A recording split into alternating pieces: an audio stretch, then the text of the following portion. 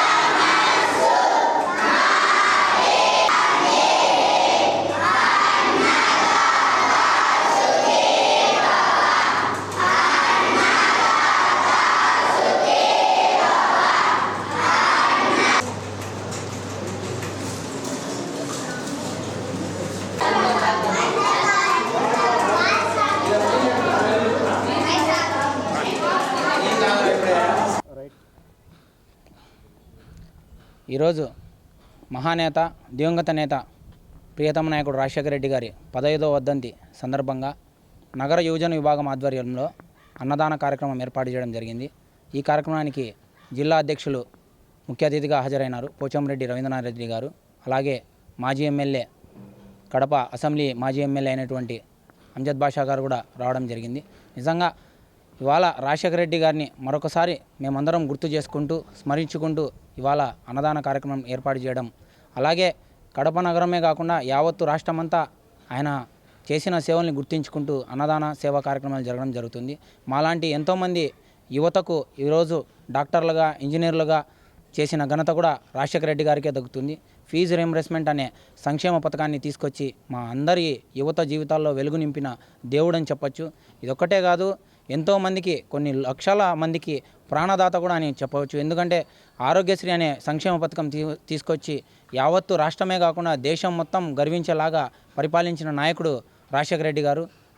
ఆయన ప్రవేశపెట్టిన ఈ ఆరోగ్యశ్రీ సంక్షేమ పథకము మన దేశమే కాకుండా ప్రపంచంలోనే అగ్రదేశమైనటువంటి అమెరికాలో కూడా ఒబామా గారు ఆయన చేసిన ప్రెసిడెంట్ ఎలక్షన్స్లో ప్రచారంలో ఈ ఆరోగ్యశ్రీ పథకం గురించి చాలా గొప్పగా వివరించడం కూడా జరిగింది. నిజంగా ఒక మంచి గొప్ప మనసున్న నేత మా రాజశేఖర రెడ్డి గారిని మరొకసారి తలుచుకుంటూ ఆయనకు మరొకసారి నివాళులు కల్పిస్తూ మా యువజన విభాగం తరపు నుంచి మేమందరం ప్రార్థిస్తున్నాం. ఆయన ఆత్మ ఎక్కడున్నా శాంతించాలని కోరుకుంటున్నాం.